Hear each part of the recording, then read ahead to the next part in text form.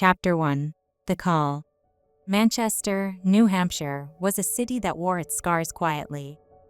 By night, its streets whispered secrets, old mill buildings looming like ghosts, their brick facades crumbling under the weight of forgotten industry. The Merrimack River cut through the city, its dark waters reflecting the sodium glow of streetlights. It was 8:43 p.m., and a bitter November wind rattled the windows of Nora Strickland's small apartment on Elm Street. Nora stood at the stove, stirring a pot of chicken soup, the steam curling around her face. The kitchen smelled of thyme and onions, a rare moment of warmth in a life that felt increasingly cold.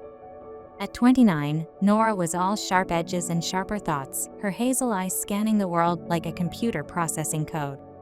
Her dark hair was pulled into a messy bun, strands escaping as she leaned over the pot. She wasn't cooking for herself. Her mother, Ellen, sat at the kitchen table, her frail frame wrapped in a shawl despite the radiator's hum. "Smells good, Nora," Ellen said, her voice thin but warm. "You didn't have to go to all this trouble." "It's no trouble, Ma," Nora lied, forcing a smile. Trouble was her life now, caring for her mother, whose cancer had crept back like an unwelcome guest, and working homicide cases that kept her up long after the city slept. She'd moved back in with Ellen last year to help, leaving her own apartment and any semblance of a personal life behind. Her two brothers, scattered across the country, rarely called. It was just her now, carrying the weight. The sharp trill of her phone cut through the kitchen's quiet. Nora glanced at the screen. Morrison Gates. Her stomach tightened. She wiped her hands on a dish towel and answered, stepping toward the living room. "Gates, what's up?" Ellen's eyes flicked up from her tea, narrowing. She didn't say anything, but the look was enough. Disapproval, exhaustion, the same old argument. "Your life is your work, Nora. You're throwing it all away." Nora turned her back, ignoring the sting. "Strickland?" Morrison's voice rumbled through the phone, rough as the gravel in his driveway. "We got another one." "Third victim. Same Mo, alley off Bridge Street, behind the old textile mill." "Get your ass down here." Nora's heart skipped, a cold shiver crawling up her spine. The serial killer case had been haunting Manchester for 6 weeks. 3 women, all in their 20s, found with their hands and feet severed, their bodies bound with coarse rope. The precision was surgical, the brutality unthinkable. Nora had seen the crime scene photos, had memorized every detail, every bloodless stump, every knot in the rope. She was good at details. Too good, maybe. Because every time she closed her eyes, she saw those women, their faces pale and still, and wondered if she'd be next. "You there, Strickland?" Morrison's voice snapped her back. "Yeah," she said, swallowing. "I'm on my way." 20 minutes. "Make it 15. Forensics is already bitching about the weather." He hung up without another word. Nora slipped the phone into her pocket and turned back to the kitchen. Ellen was staring at her, lips pressed into a thin line. "Work again?" her mother asked, the words heavy with judgment. "It's important, Ma. I'll be back soon." "Soup's almost done, just let it simmer." Nora grabbed her coat from the chair, avoiding her mother's gaze. "It's always important," Ellen muttered, her voice barely audible. "You're gonna burn yourself out, Nora." "Or worse." Nora paused, hand on the doorknob. She wanted to say something to ease the hurt in her mother's eyes, but the words wouldn't come. Instead, she stepped into the hall, the door clicking shut behind her. Across town, Morrison Gates sat in his dimly lit living room, the phone still warm in his hand. The house was too quiet without the kids, both grown, both gone, leaving just him and Diane. His wife was upstairs, probably reading one of her mystery novels, oblivious to the storm brewing in his head. At 58, Morrison was a mountain of a man, broad shoulders, scarred knuckles, and gray eyes that saw too much. 30 years on the force had hardened him, made him fearless in a way that bordered on reckless. He didn't worry about this case, not the way Nora did. A killer was a killer. You hunted them, you caught them, you moved on. Simple. Except it wasn't. Not this time. Morrison leaned back in his recliner, staring at the ceiling. The details of the case nagged at him, those clean cuts, the way the bodies were posed, almost reverent. It reminded him of something from years ago, a case he'd buried so deep even Diane didn't know about it. Something he'd sworn never to revisit. He stood, grabbing his keys and his gun. Diane's voice floated down the stairs. "Morrison?" You heading out? Duty calls, he said, his tone light but his gut heavy. He didn't wait for her reply. The alley off Bridge Street was a black hole, swallowing the light from the street lamps. Nora's flashlight beam danced across the wet pavement as she approached, her boots splashing in shallow puddles. Morrison was already there, his trench coat flapping in the wind, a cigarette glowing between his lips. He didn't turn as she approached, his eyes fixed on the body. Same as the others, he said, voice low. Hands, feet, rope. No ID yet. Nora crouched beside the victim, her stomach churning. The woman was young, maybe 25, her blonde hair matted with blood and rain. The stumps where her hands should have been were clean, almost surgical, the rope binding her torso in a pattern that felt deliberate, too precise for rage. This was something else, something personal. Any witnesses? Nora asked, her voice steady despite the fear clawing at her chest. She was a woman, too. She knew what it meant to be a target. None, Morrison said, exhaling smoke. No cameras, no footprints. This guy's a ghost. Nora's eyes flicked to the victim's palm. There it was again, a faint carving, barely visible in the dim light, a circle with a slash through it. This symbol, she said, pointing, it's on all three. It's not random. Morrison's jaw tightened, almost imperceptible. Could be a gang tag, could be nothing. Nora stood, meeting his gaze. You don't believe that? What aren't you telling me, Gates? He flicked his cigarette into a puddle, the ember hissing out. When I've got something to say, you'll hear it. Focus on the scene, Strickland, that's what you're good at. Nora bit back a retort. She was good at it, better than him, maybe. Her mind was already cataloging. The angle of the cuts, the type of rope, the way the body was positioned, facing east. But the fear lingered, a quiet voice whispering that this killer wasn't just hunting women. He was hunting her kind of woman, smart, young, alone. Morrison watched her work, his expression unreadable. He wasn't worried. Not yet. But deep down, in a place he didn't acknowledge, that symbol stirred something dark. Something he'd thought was dead and buried. As the rain fell harder, washing away the edges of the crime scene, Nora and Morrison stood side by side, two detectives bound by necessity and divided by secrets. This case was about to break them or make them. And neither was ready for what was coming. Chapter 2. Cold Trails. The Manchester police station smelled of stale coffee and desperation, a squat brick building on Chestnut Street that hadn't seen a renovation since the Reagan era.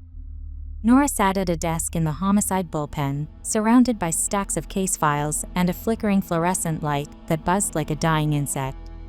It was just past noon, and the station was alive with the hum of activity, phones ringing, officers murmuring, the occasional shout from the holding cells. Nora's eyes were glued to a grainy photo of the third victim, the blonde from the alley off Bridge Street. The circle and slash symbol carved into her palm stared back, taunting her.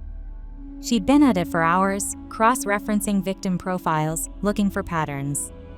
All three women were in their mid-20s, single, no criminal records.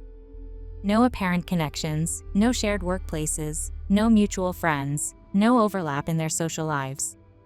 The only link was the killer's signature, severed hands and feet, bodies bound with coarse rope, and that damn symbol. Nora's fingers hovered over her laptop, her mind racing. Who are you targeting? Why? The thought made her skin prickle. She was 29, single, alone. Too close to the profile for comfort. She picked up her phone and dialed Morrison. It rang 5 times before going to voicemail. Morrison, it's Nora. I'm at the station, digging into the Vic profiles. Got anything on your end? Call me, she hung up, frowning. He'd left the crime scene at dawn, muttering something about checking a lead down by the riverfront. That was 6 hours ago. Typical Morrison, barreling off on his own, too stubborn to loop her in until he had something concrete. Nora turned back to the files. The first victim, Emily Carter, was a barista at a coffee shop on Elm Street. The second, Rachel Ungwayne, worked as a paralegal. The third, still unidentified, had those gold earrings and designer clothes, suggesting money or status. Nora jotted notes: killer's type, young women, independent, urban, methodical. Ritualistic. She paused, her pen hovering, personal. The precision of the cuts, the care in posing the bodies, it felt like a message, but to whom? She tried Morrison again at 2 p.m., voicemail. At 4 p.m., same thing.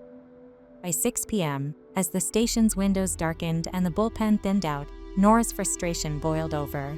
"Damn it, Morrison," she muttered, slamming her phone down. She was used to his lone wolf routine, but this was a serial case. They were partners. He owed her a heads up. Her phone buzzed at 6:32 p.m., Morrison's name flashing on the screen. She answered, her voice tight. "Where the hell have you been, Morrison?" "I've been calling you all day." "Easy, Nora," Morrison said, his gravelly voice calm but strained. "I was chasing a lead. Thought I had something, but it went cold. Sorry for going dark." Nora leaned back in her chair, pinching the bridge of her nose. "You can't just vanish for 6 hours on a case like this. We're supposed to be a team." I know, I screwed up." He sounded genuinely apologetic, which was rare enough to give her pause. Morrison didn't do apologies. "Got caught up talking to some guys at the docks. Thought I had a witness who saw someone near the mill last night. Didn't pan out." Nora sighed, her anger softening but not gone. "What kind of witness?" "Some homeless guy claimed he saw a figure in a hooded jacket near the alley around midnight. Gave me a description, tall, broad shoulders, moved fast. But when I pressed him, he clammed up, probably high, making it up for a 20. Morrison's tone was dismissive, but there was an edge to it, like he was holding something back. "Okay," Nora said, scribbling the details. "Anything else?" "Not yet. Let's regroup tomorrow, hit the docks together. I'll walk you through at 8 a.m. Usual spot?" "Fine," Nora said. "Don't go radio silent again, Morrison." "I mean it." "Scout's honor," he said, a hint of his usual smirk in his voice. "Get some rest, Nora. You sound like you need it." She hung up, shaking her head. Morrison's overconfidence was infuriating, but she trusted his instincts. If he thought the docks were worth checking, they'd check them. Still, something nagged at her, his voice, the way it wavered just slightly. She pushed the thought aside and packed up her files, her mother's dinner waiting at home. The next morning, Nora pulled into the parking lot of a diner on 2nd Street, the usual meet-up spot for her and Morrison. The air was crisp, the sky a dull gray over Manchester's low skyline. Morrison was already there, leaning against his beat-up Ford pickup, a coffee cup in one hand and a cigarette in the other. His trench coat was rumpled, his gray eyes scanning the street like a hawk. He looked tired, older than his 58 years, but his posture was all business. "Morning, Nora," he said, flicking his cigarette away as she approached. "Ready to chase ghosts?" She noticed it immediately, scratches on his right forearm, peeking out from under his rolled-up sleeve. 3 red lines, fresh and raw, like he'd tangled with a thorn bush. "What happened to your arm?" she asked, keeping her tone casual. Morrison glanced down, tugging his sleeve to cover the marks. "Yard work," he said, shrugging. "Diane's got me clearing out the backyard." "Damn brambles." Nora nodded, but a flicker of doubt stirred in her gut. Morrison wasn't the gardening type, and Diane hadn't mentioned yard work in the year Nora had known them. Still, she let it go. Morrison was a vault, prying wouldn't get her anywhere. "All right," she said, pulling out her notebook. "Tell me about this lead.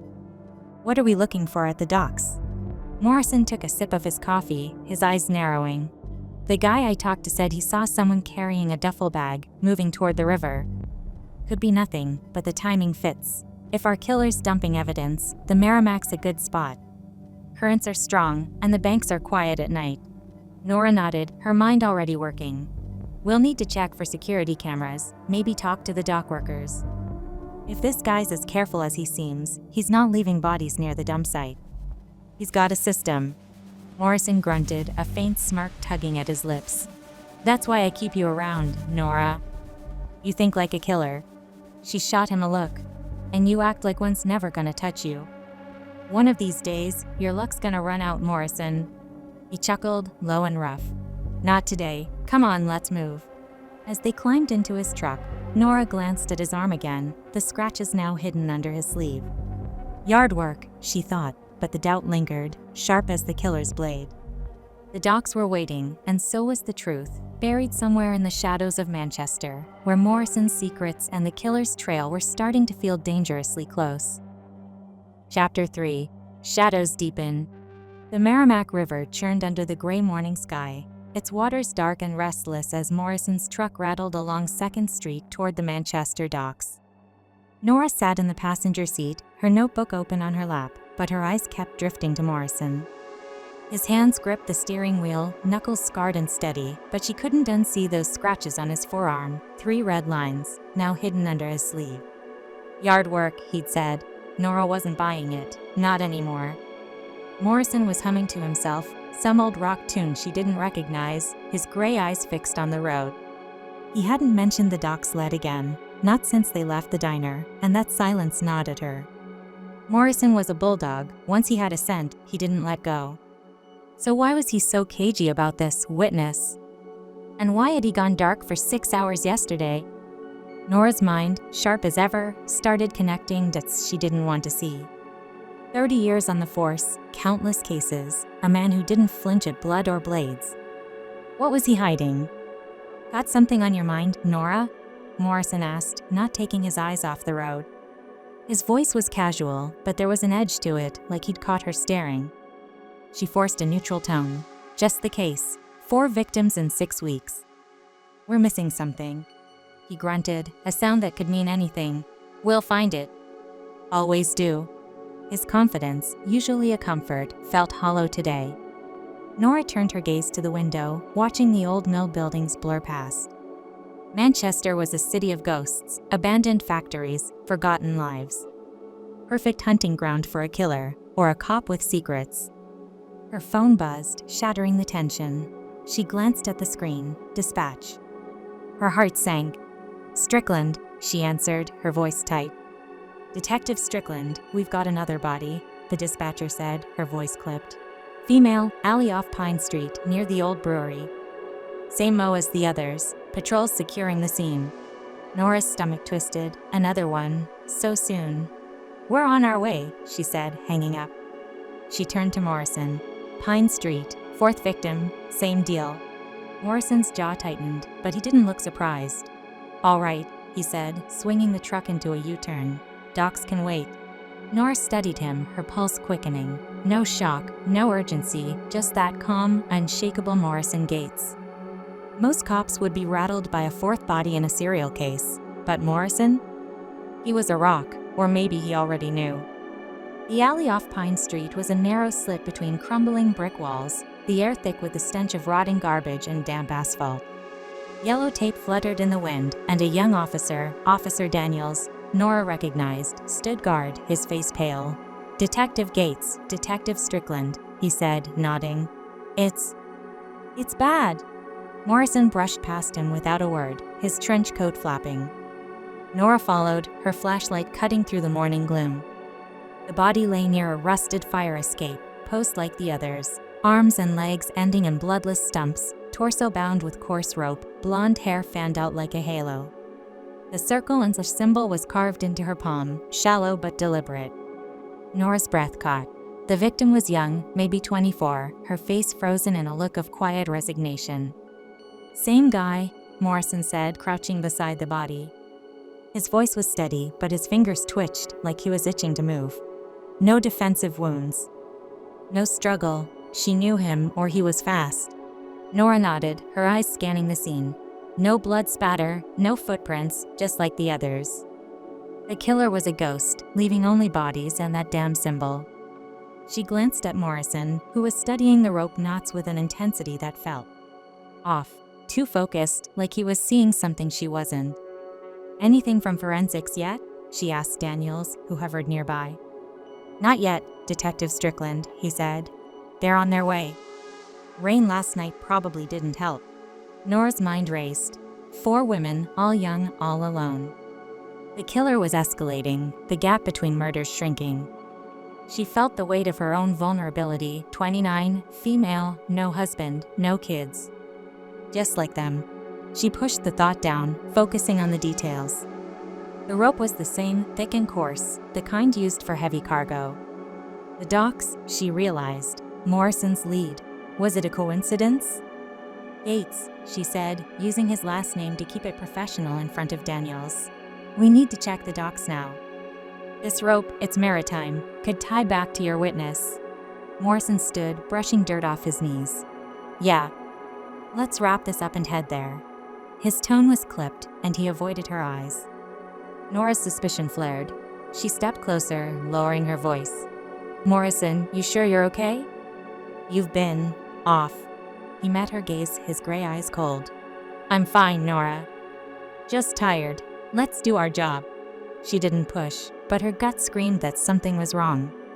As they worked the scene, she watched him, how he moved, how he lingered over the body, how his fingers brushed the rope like he was testing its weight. By the time they left the alley, the seed of doubt had taken root. Back at the station, Nora sent Morrison home to get some rest, though she knew he wouldn't. She needed space to think, to dig. The bullpen was quieter now, most of the day shift gone. She pulled up the department's internal database, her fingers hesitating over the keyboard. She typed Morrison Gates into the search bar, feeling a pang of guilt. He was her partner, her mentor, but those scratches, his silence, his unshakable calm, it didn't add up. His file was thick, 30 years of service, commendations for bravery, a string of solved cases. Assaults, homicides, even a serial case back in '98. She paused at that one. The report was brief, too brief. A series of stabbings, 5 women, all with a strange symbol carved into their skin. The case was closed, the killer caught, but the details were thin, almost redacted. Nora's pulse quickened. A symbol. Could it be the same? She cross-referenced the old case files, pulling up archived evidence logs. No photos of the symbol were available, odd for a case that old, but the description matched, a circle with a slash. Her breath caught. Morrison had been lead detective. He'd closed the case, put a man named Victor Klein behind bars. But Klein was still in prison, she checked. Life sentence, no parole. So, who was copying his work? Or was it a copycat at all? Nora leaned back, her mind spinning. Morrison had seen the symbol on the first victim and brushed it off.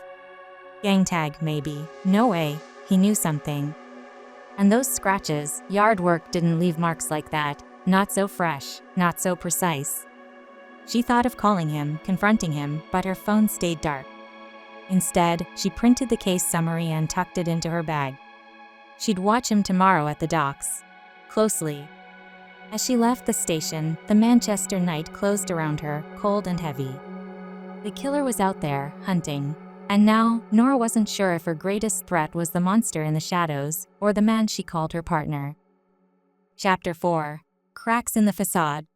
Nora's hands shook as she gripped the steering wheel, parked a block from the docks on Hanover Street. The Merrimack River glinted under the pale morning sun, its surface deceptively calm. She was supposed to meet Morrison here at 8 a.m. To chase his lead, the hooded figure, the duffel bag, the docks as a possible dump site. But her mind wasn't on the killer. Not today. It was on Morrison Gates. Her partner, her mentor, the man she was starting to fear. Is he the person I think I know? The question looped in her head, relentless, like a song she couldn't shake.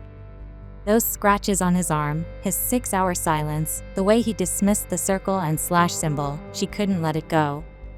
Last night at the station, digging into his 1998 case, had cracked something open in her. The symbol matched. Morrison had known and lied. Why?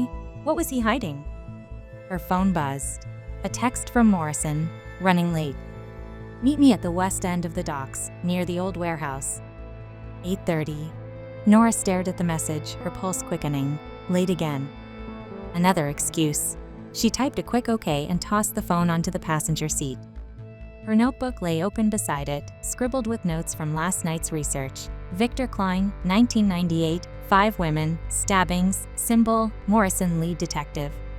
The case was closed, Klein still in prison, but the similarities were too stark.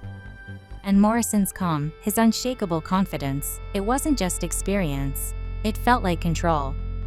Like he knew more than he should. Nora glanced at the clock, 8:05. She had time. She pulled out of the parking spot and turned toward Morrison's neighborhood, a quiet suburb on the west side of Manchester. She'd never been to his house, not as a guest anyway. But she knew the address from his file, 142 Maplewood Lane. Her heart pounded as she drove, the city giving way to tree-lined streets and modest homes. What am I doing? She thought. This was crazy, stalking her partner. But the doubt was a splinter in her mind, and she couldn't stop until she pulled it out. She parked 2 houses down from Morrison's, a gray colonial with a neatly trimmed lawn. His truck wasn't in the driveway, probably already en route to the docks. The curtains were drawn, but a light glowed in the upstairs window. Diane, his wife, maybe. Nora's breath hitched. She felt like a criminal, sitting here in her unmarked cruiser, watching. But she needed answers. Is he the person I think I know? She pulled out her binoculars, standard issue, meant for surveillance, not this, and scanned the house. Nothing unusual. A rake leaned against the garage, but no brambles, no signs of the yard work Morrison had blamed for those scratches. Her eyes narrowed. Another lie. She jotted it down, her pen shaking. Then she saw movement, a shadow passing the upstairs window. Diane, probably. Nora lowered the binoculars, guilt twisting in her gut. She was crossing a line. But she couldn't stop. Back at the docks, she found Morrison leaning against a rusted shipping container, his trench coat open despite the chill. He was smoking, the cigarette's ember glowing as he exhaled. "You're late, Nora," he said, his voice gruff but not unkind. "Thought you were the punctual one." "Got held up," she lied, studying him. His gray eyes were tired, but his posture was all business, shoulders squared like a man who owned the world. She noticed his sleeve was down, covering the scratches. "You find anything yet?" "Nah," he said, flicking ash into the wind. "Check the perimeter." "No cameras, no witnesses. Dock workers don't start till 9. "We'll talk to him then." Nora nodded, but her eyes were on his hands, his coat, his boots. Looking for anything, blood, dirt, a stray fiber. She hated herself for it, but the question burned. Is he the person I think I know?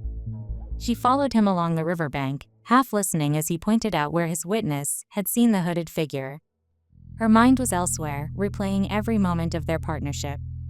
The way he'd taken down that knife-wielding suspect last month, brutal and efficient. The way he never flinched at a crime scene. The way he'd looked at that symbol like he'd seen a ghost. "Earth to Nora," Morrison said, snapping his fingers. "You with me?" "Yeah," she said, forcing a smile. "Just thinking about the rope." "Maritime, right? We should check local suppliers." "Good call," he said, but his eyes lingered on her like he knew she was holding back. "You okay?" "You look spooked." "I'm fine," she snapped, too quick. She softened her tone. "Just tired." "4 bodies, Morrison. It's a lot." He grunted, turning back to the river. "We'll get him, always do." She wanted to believe him. She didn't. That afternoon, Nora skipped lunch and headed back to the station. The bullpen was a ghost town, most officers out on calls. Perfect. She logged into the database again, her fingers flying over the keyboard.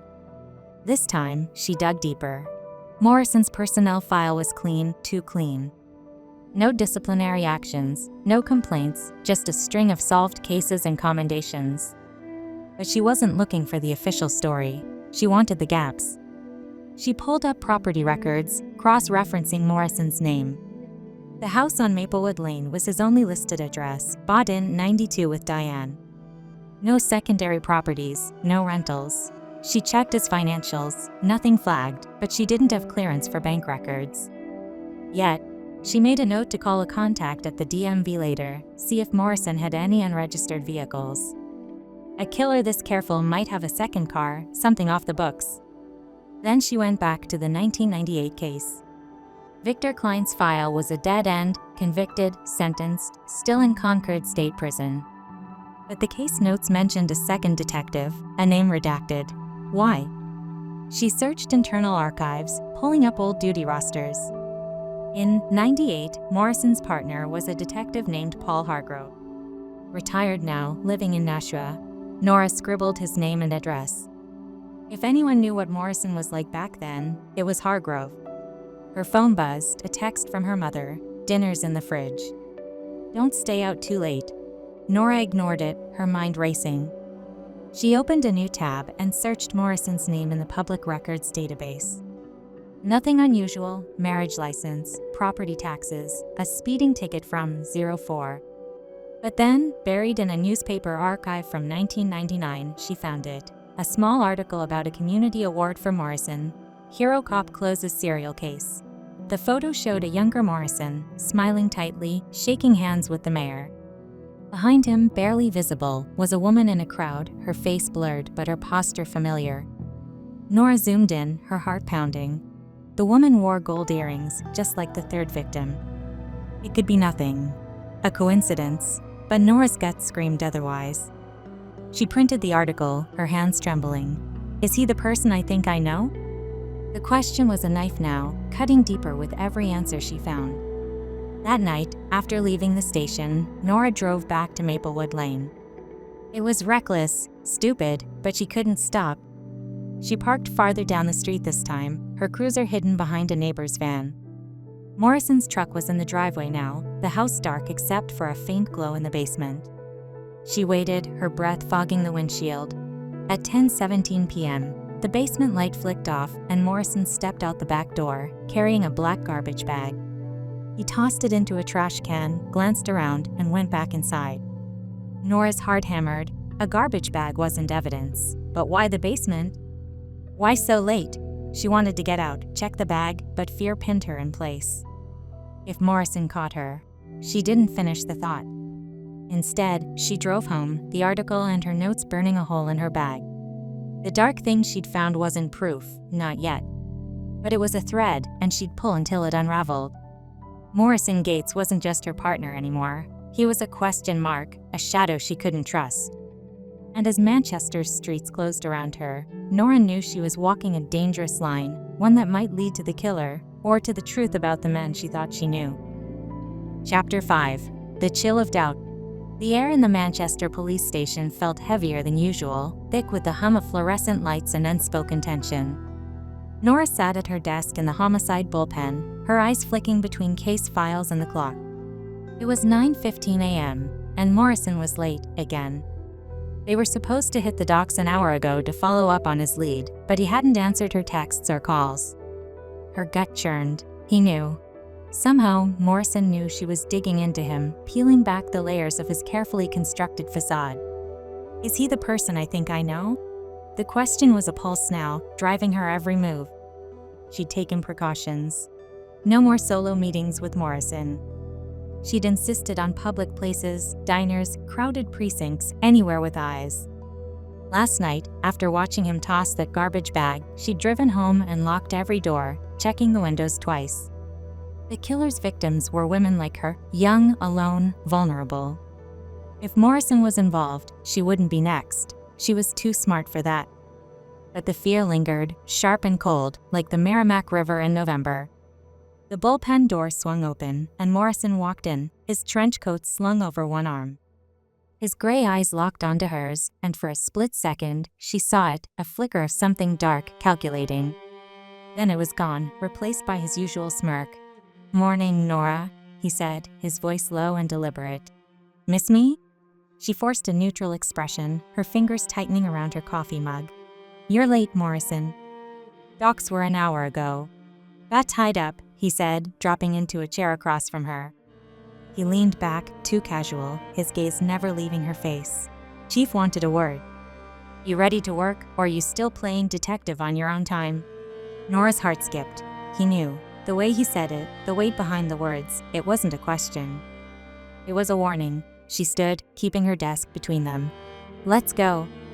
I want to talk to the dock workers before lunch." Morrison's smirk faded, his eyes narrowing. "No rush, Nora. We've got time." The chill in his voice sent a shiver down her spine. She grabbed her coat, making sure to stay in view of the other officers in the bullpen. "I'll meet you at the car," she said, brushing past him toward the exit, where Officer Daniels was chatting with a desk sergeant. Safety in numbers. The docks were a bust. The workers claimed they'd seen nothing, no hooded figure, no duffel bag, no one lurking near the river at midnight. Morrison questioned them with his usual intensity, but Nora noticed he avoided the tougher ones, the ones who might push back. She stayed close to the group, never letting Morrison out of her sight, her hand resting near her holster. He noticed, his glances sharp and fleeting, but he said nothing. Back at the station, Nora's caution grew obsessive. She avoided the break room if Morrison was there, took different routes to the parking lot, and kept her phone's GPS on, sharing her location with her mother's number. Ellen had noticed her daughter's tension, her constant checking of locks, but Nora brushed it off as work stress. She couldn't tell her mother the truth, that she was afraid of her own partner. At 3 p.m., Chief Daniel Hargrove called her into his office. Hargrove was a bear of a man, late 50s, with a salt and pepper beard and a reputation for loyalty to his veterans, like Morrison. They'd been friends for decades, fishing buddies, poker nights, the works. Nora's stomach knotted as she sat across from him, his desk cluttered with case files and a photo of him and Morrison grinning on a boat. "Detective Strickland," Hargrove said, his tone clipped. "What's going on with you? You're jumpy, distracted. Daniel says you're acting like you're on a stakeout in your own precinct." Nora hesitated, her mouth dry. She'd prepared for this, rehearsed it in her head. "Sir, it's the case. 4 bodies, same mo. It's getting to me." She paused, choosing her words carefully. "And I've got concerns about Morrison. He's been off, evasive, disappearing for hours. I found an old case of his, from '98, with the same symbol." Hargrove's face darkened, his chair creaking as he leaned forward. "You're accusing Gates?" "Morrison Gates, the man who's closed more cases than anyone in this department?" His voice rose, incredulous. "You're out of your mind, Strickland. He's been my friend for 20 years. He's a damn hero." "I'm not accusing," Nora said quickly, her heart pounding. "I'm just saying it's suspicious." The scratches on his arm, his silence on the symbol. "Enough," Hargrove snapped. "Morrison was at home with Diane last night, all night. She'll vouch for him. You're letting this case mess with your head. You're suspended from it, effective immediately. Go home, get your head straight." Nora's jaw dropped. "Suspended? Sir, I'm the one piecing this together." "Out," Hargrove said, pointing to the door. "Don't make me write you up." She left the office, her face burning. Morrison was waiting in the bullpen, his expression unreadable. "Tough break, Nora," he said, his voice soft but laced with something she couldn't place. "Take a breather. I'll handle the case." She wanted to scream, to call him out, but the words stuck. He knew she was onto him, and now she was off the case, isolated, vulnerable. Perfect for a killer, she thought, her skin crawling. That evening, Nora sat in her car outside her apartment, the engine off, her hands gripping the wheel. She couldn't go inside, not yet. Her mother would see the panic in her eyes, and she didn't have the energy to lie. Instead, she drove to a coffee shop on Elm Street, a public place, crowded and safe. She opened her laptop and pulled up the 1998 case again, her notes sprawled across the table. The woman in the newspaper photo, the gold earrings, the symbol, it all pointed to Morrison. But Hargrove's words echoed, "He's a hero. Was she crazy?" A shadow fell over her table. She looked up to see a man in his early 40s, lean, with sharp blue eyes and a detective's badge clipped to his belt. "Detective Strickland?" he said, his voice low. "I'm Detective Alex Carver, from Robbery. Heard you got sidelined. Thought you might need a friend." Nora tensed, her hand inching toward her bag. "I don't know you, Carver. What do you want?" He sat across from her, uninvited but careful, his hands visible. "I know about the case. The symbol, the bodies. I worked a case with Gates a few years back. Something about him didn't sit right. You're not crazy."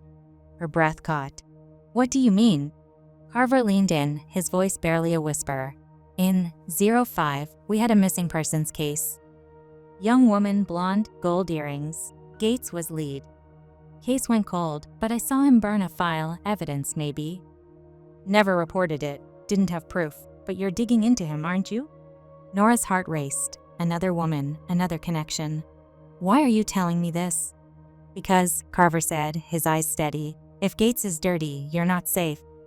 And neither am I, now that I'm talking to you. But I'll help." "Off the books." Nora studied him, weighing her options. She was alone, suspended, with a killer, maybe Morrison, closing in. Carver was a risk, but he was also a lifeline. "Okay," she said finally. "But we play this smart. No one else knows." Carver nodded. "Meet me tomorrow here, 7 p.m. Bring everything you've got on Gates." As he left, Nora's mind spun. Morrison's alibi was airtight, his friendship with Hargrove a shield. But Carver's story, the burned file, the woman in '05, it was another thread, darker than the last. Morrison was planning something, she could feel it, and she'd be ready. She'd keep people around, stay in public, watch every move he made. Because if Morrison Gates was the killer, Nora Strickland wasn't going to be his next victim. She'd make sure of it. Chapter 6. The Truth Unraveled. Nora's heart pounded as she stood in the empty warehouse on the Manchester docks, the air thick with the smell of rust and river water. It was 7:45 p.m. and she'd broken her own rule, never be alone with Morrison Gates. But he'd texted her an hour ago, urgent, cryptic, Warehouse 17 now. Found something, come alone, against every instinct, she'd come. Not because she trusted him, but because she needed answers. Her gun was holstered at her hip, her phone set to record in her pocket. If Morrison was the killer, she'd catch him. If he wasn't, she'd know tonight. The warehouse was a cavern of shadows, lit only by a single flickering bulb overhead. Morrison stood near a stack of crates, his trench coat draped over a chair, his gray eyes fixed on her as she approached. No smirk, no casual quip, just a stillness that made her skin crawl. "Nora," he said, his voice low, deliberate. "You're late." She stopped 10 feet away, her hand near her holster. "Don't play games, Morrison. I'm done. The scratches, the lies, the way you're always there when a body drops. I know it's you." Her voice trembled, not with fear but with rage. "You're the killer. The symbol, the women, the rope, it all ties back to you. I saw the 98 case. You knew about the circle and such and lied. You burned files in 05. I'm not stupid."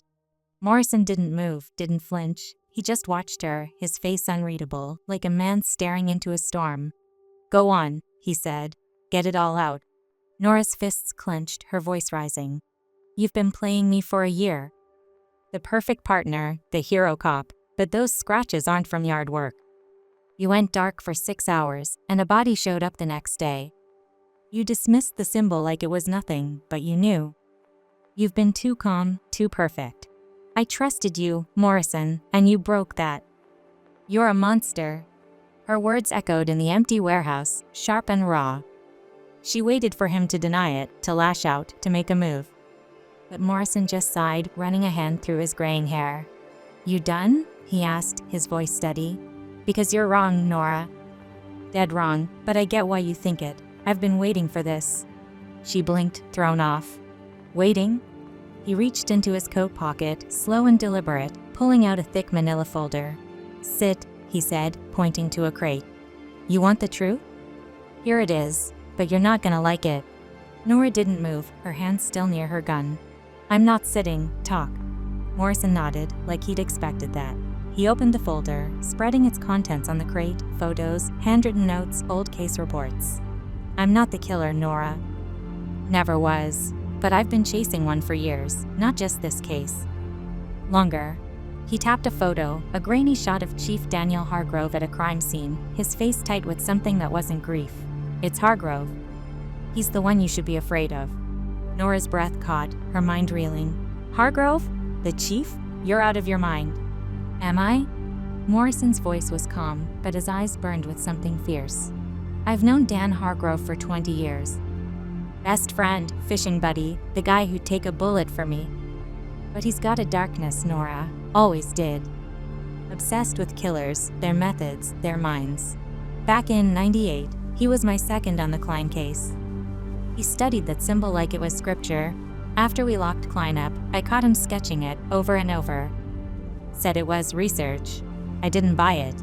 Nora's knees felt weak, but she stayed standing, her eyes flicking to the folder. "Keep going." "In 05, Morrison continued, "we had that missing persons case. Young woman, blonde, gold earrings. Hargrove was led.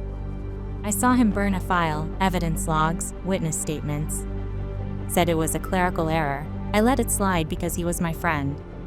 My mistake." He pulled out a yellowed report, sliding it toward her. "Look at this. A partial witness statement from 05, one I saved before he torched it. Describes a man near the victim's last known location, tall, broad, always wore a hat. Sound familiar?" Nora's heart pounded. Hargrove was tall, broad, always wore that damn baseball cap. "This doesn't prove anything," she said, but her voice wavered. "There's more. Morrison said. I've been watching him, Nora. Befriended him, got close, kept tabs. His decisions, hasty, sloppy, always steering cases away from certain leads. Like the docs. He pushed me to chase that lead, knowing it'd go cold. And when you got suspended, that was him, protecting himself. He knows you're close. Nora's head spun. Hargrove's reaction in his office, his anger, his quick defense of Morrison, it fit. But so did her suspicions of Morrison. Why didn't you tell me? She snapped. We're partners. You let me think you were the killer. Morrison's jaw tightened. Because I wasn't sure you'd believe me. You're too smart, Nora. You'd have seen through any half-truth. I needed you to come to it on your own. And I needed to keep you safe. If Hargrove thinks you're onto him, you're next. Her stomach twisted. The victims, young, alone, women like her. Hargrove had access to case files, crime scenes, everything. He'd been at every briefing, steering the investigation, and he'd suspended her, cutting her off. You should have trusted me, she said, her voice breaking. You broke us, Morrison. I know, he said, softer now. I'm sorry. But I'm not the enemy. The warehouse door creaked and Nora spun, her hand on her gun. Alex Carver stepped into the light, his blue eyes scanning the room. Easy, Strickland, he said, hands raised. Morrison called me. I'm in on this. Nora's pulse raced. You knew? Both of you? Carver nodded, stepping closer. Morrison brought me in a year ago, after I started asking questions about Hargrove. I saw the same things you did, burned files, odd decisions.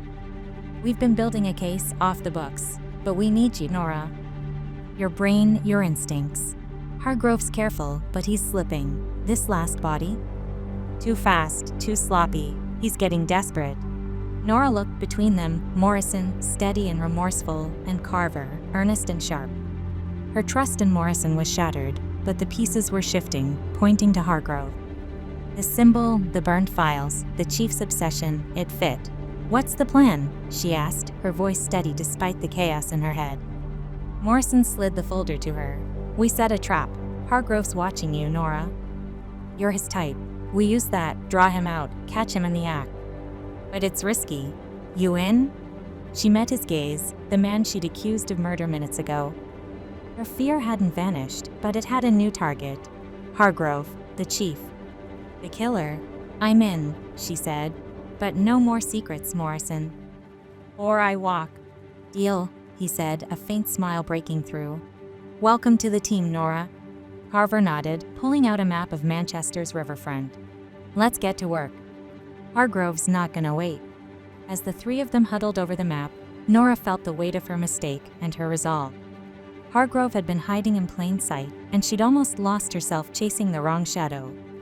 Now, with Morrison and Carver by her side, she'd end this, for the victims. For herself. For the truth. Chapter 7, The Trap.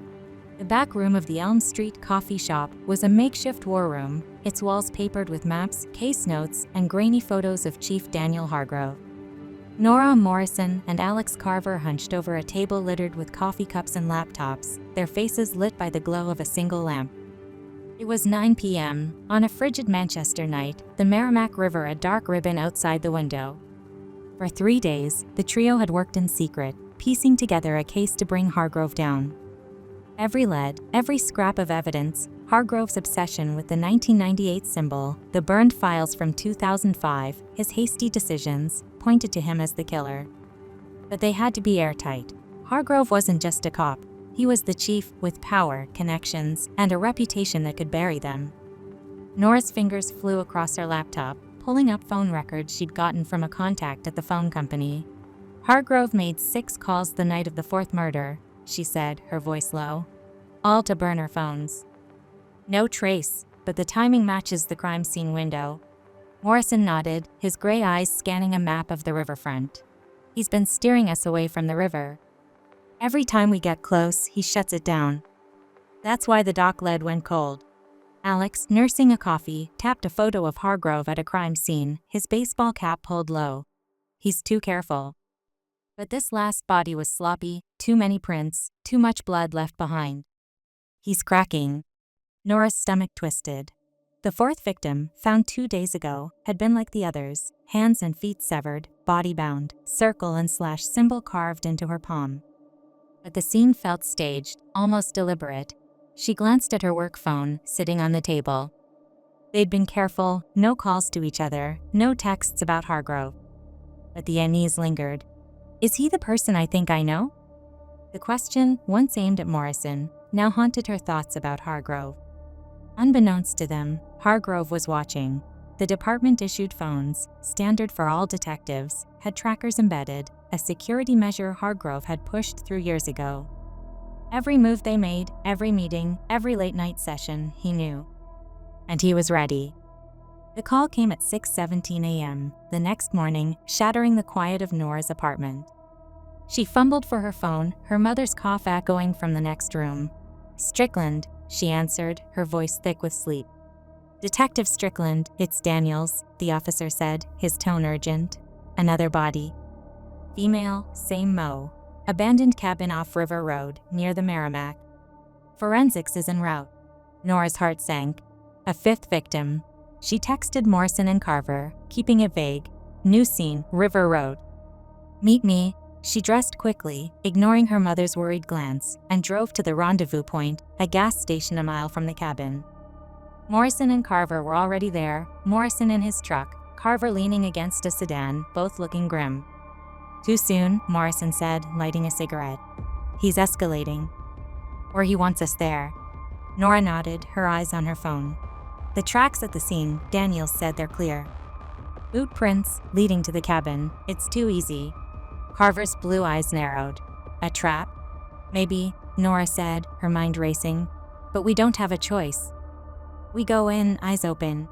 They drove to River Road in Morrison's truck, the cabin coming into view, a dilapidated shack nestled among bare trees, the Merrimack's current whispering nearby. The scene was quiet, too quiet, no forensics team, no patrol cars. Just the body, visible through the cabin's broken window, a woman, bound, mutilated, the symbol carved into her palm. Nora's skin prickled. She slipped her personal phone into her pocket, hitting record. If this went south, she'd have evidence. "Something's off," Morrison muttered, his hand on his gun. "Where's Daniels?" Carver scanned the trees. "No tire tracks but ours. This isn't right." Nora's pulse raced. "We stick together. No splitting up." They approached the cabin, guns drawn, the door creaking as Morrison pushed it open. The body lay in the center of the room, but the air felt wrong, stale, staged. Nora's eyes darted to the corners, catching a shadow move. "Morrison!" she shouted, just as Hargrove stepped from the darkness, a blade glinting in his hand. "You're smarter than I thought, Nora," Hargrove said, his voice cold, his baseball cap casting a shadow over his face. "But not smart enough." Morrison lunged, tackling Hargrove before he could strike. The two men hit the floor, grappling, the knife skittering across the wood. Nora froze for a split second, then dove in, grabbing Hargrove's arm as he reached for a second blade. Carver joined, slamming his shoulder into Hargrove's chest, but the chief was strong, fueled by a manic energy. He threw Carver off, the detective crashing into a wall, blood blooming on his shirt from a shallow cut. "Carver!" Nora yelled, her gun trained on Hargrove. "Stay down!" Morrison pinned Hargrove's wrists, his knee on the chief's chest. "It's over, Dan," he growled. "We know everything. The symbol, the files, the women." Hargrove laughed, a sick, hollow sound. "You think you know? You've got nothing. I'm the chief. You're finished." Nora's phone was still recording, capturing every word. She stepped closer, her voice steady. "We've got your calls, your patterns, the burned files. You set this up, but we're not your victims." Hargrove's eyes flicked to her, wild and unhinged. "You're just like them, Nora." "Perfect. I could have made you art." Morrison pressed harder, his face a mask of rage. "Shut up, Dan."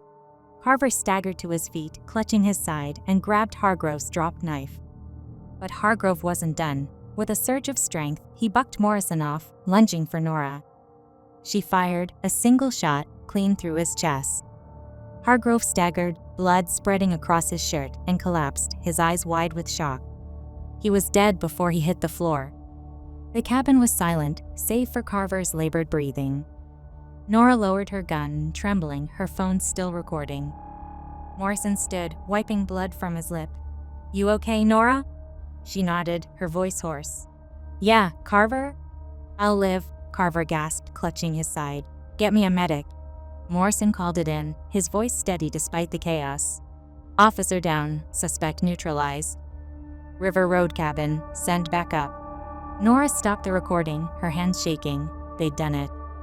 Hargrove was gone, the killer stopped. But the cost was heavy, Carver's blood, her own fractured trust, the truth about a man she'd respected.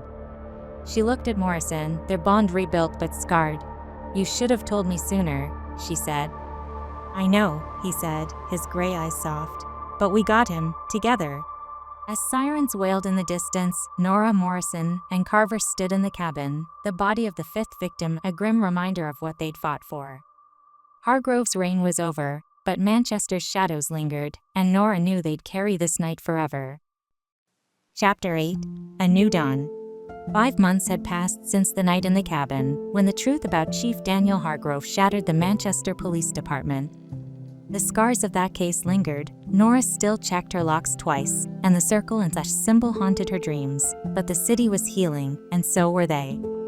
Spring had come to Manchester, New Hampshire, the Merrimack River sparkling under a rare April sun. Tonight, the department was gathered at the Puritan Backroom, a local staple, to celebrate a new chapter. Nora stood near the bar, a glass of soda in hand, her hazel eyes scanning the crowded room. Detectives, officers, and city officials mingled, their laughter a stark contrast to the grim days of the serial killer case. She wore a blazer over her usual jeans, her dark hair loose for once, a nod to the occasion.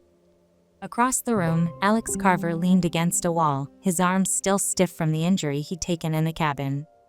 He caught her eye and raised his glass, a small smile tugging at his lips. They'd come a long way. The crowd parted, and Morrison Gates stepped to the center, his broad frame commanding attention. At 59, he looked different, still grizzled, still scarred, but there was a lightness in his gray eyes that Nora hadn't seen before. He wore a crisp suit, the chief's badge pinned to his chest.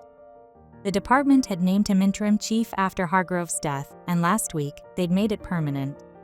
Morrison raised a hand, quieting the room.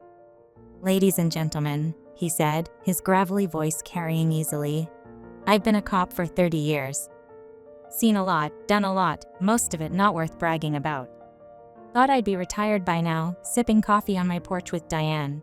He paused, glancing at Nora and Alex. I guess I'm not retiring after all. The room erupted in laughter, Nora and Alex joining in. Nora shook her head, a grin breaking through. You, Chief? She called out. Never thought I'd see the day, Morrison. He smirked, pointing at her. Watch it, Strickland, I'm still your boss. The crowd chuckled again, and Morrison's expression softened. Speaking of, Nora needs a new partner. She's too good to work alone, and I've got my eye on someone. He nodded at Alex. Carver, you up for it? Alex straightened, his blue eyes widening. Me? With her? You sure you want that kind of trouble, Chief? The room laughed again, and Nora shot Alex a mock glare.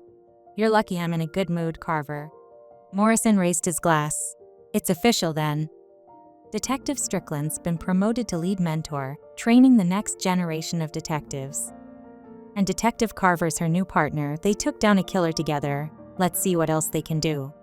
Cheers filled the room, and Nora felt a warmth she hadn't expected. Lead mentor. It was a big step, one she'd earned through blood and sleepless nights. She glanced at Alex, who gave her a nod, his smile genuine. They'd trusted each other in that cabin, and now they'd build on it. Morrison stepped down from the makeshift stage and approached them, his expression uncharacteristically soft. He stopped in front of Nora, hesitated, then pulled her into a hug. Nora froze, stunned. Morrison Gates didn't hug. Ever.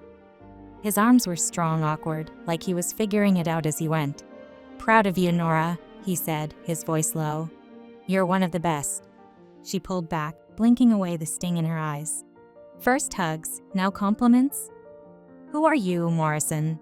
He chuckled, turning to Alex and gripping his hand in a firm handshake. Carver, you watch your back. And congratulations, both of you. You've earned this.